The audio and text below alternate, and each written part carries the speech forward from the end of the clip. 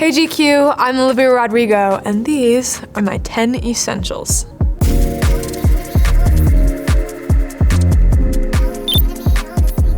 This isn't playing around, this is like an industrial strength weighted blanket. I think someone gave me one of these for Christmas one year. Now I get everyone else this for Christmas because it's like the best gift I've ever been given.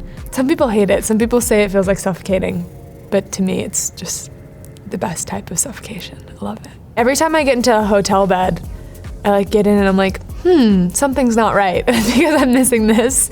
And it's actually very cumbersome to travel with, so I sometimes just have to do without it. Like, I don't know how you'd put this in a little carry-on. I feel so safe right now.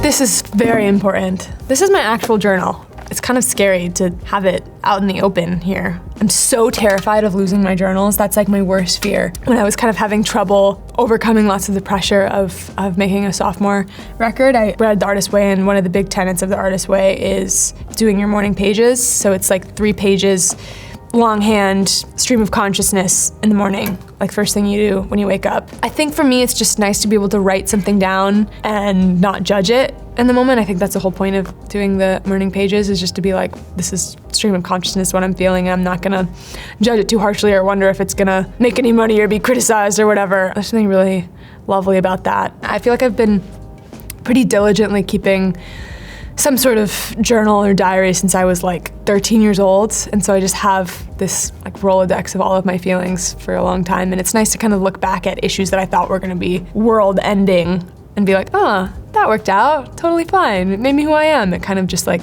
puts things into perspective, you know? So these are the guts rings. Rings in general are a huge essential for me. I don't go anywhere without these rings. I feel very naked without them. If I ever go on vacation or something and get tan, I have like weird tan lines on my hands because I refuse to take my rings off. My producer's wife, Emily, actually made these. She's an incredible jewelry designer. I named the album Guts for many different reasons. I love the word. I think it has so many cool meanings. It means intuition, it means courage. Spilling your guts is just like telling all your secrets to everyone, which I feel like is just very synonymous with songwriting. And it's just a cool 4-letter word. I think it looks cool. It's very like evocative, I don't know. They all are kind of sentimental to me. This one, my producer Dan got for me for Christmas, and he's one of my closest friends. And my parents got me this one for my 18th birthday at some vintage store, and I think it's really special. This one, my makeup artist on High School Musical, I was filming this show, and I was really close with her, and she helped me through a lot. And she got me this ring when we wrapped, and it says, write the songs of your heart, and on the inside it says, love Heidi and Dottie June, which is her dog, her little French bulldog. Actually left for the Grammys 2 years ago, and I forgot my rings at home, and I had to freak out. And luckily, someone was still home, and I made them go to my house and get the rings and bring them to me because I was convinced that it was gonna be a terrible night if I didn't have my rings. It was some weird thing. I was actually TikTok influenced into buying this. There's like a subculture on TikTok that's just so obsessed with the Stanley Cup and what you put in it and the flavored waters and the soda concoctions. And I was like, I need this. This looks like it'll change my life, and it completely did. I've gotten actually so many of the people on my team and so many of my friends on the Stanley grind with me. I did live in Utah for a while, and Utah is the land of like specialty craft sodas. This is like what they put the sodas in. So it's like Diet Coke and like coconut creamer and like lemon juice and like all of this fun stuff to like doctor up your sodas. I'm into that. I'm very into that. It's really fun. The next item is Skinny Pop. I consume so much Skinny Pop. I inhale it like oxygen. It is just my favorite snack. There's one open bag of Skinny Pop on my piano at all times, on my desk at all times, and then in the kitchen at all times, open, like just ready for me to consume. I truly, lots of days will eat like this entire thing. Oh, so good. I will bring this into the movie theater because it's so much better than the movie theater popcorn to me. I'll just sneak it into my bag. Oh, well, let's see what other flavors they have. Kettle corn. I've never tried that. Popcorn mini cakes. Wow, there's a whole Skinny Pop cinematic universe I need to try.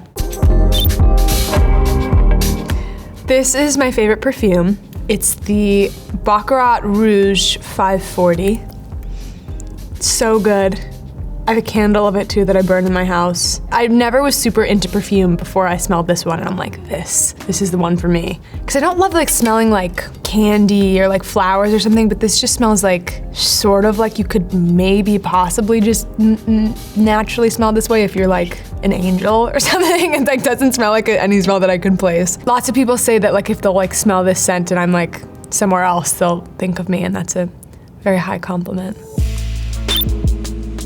This is my family, and they are definitely one of my 10 essentials. I need them for everything. My mom and my dad, I'm an only child. And this is us at Rockefeller Center during Christmas time last year. Yeah, I love my family. I wouldn't be anything without them. I adore them. Going to New York this time was a really fun time. I really love traveling with my parents. I think it's so fun to get to go new places with them. And I saw the Barbie movie the other day with my mom, and I was like, wow, it's a transcendent experience. This is my favorite book. I think it's the only book that I've read more than once. It's like the creative person's Bible. I've made so many of my friends read it.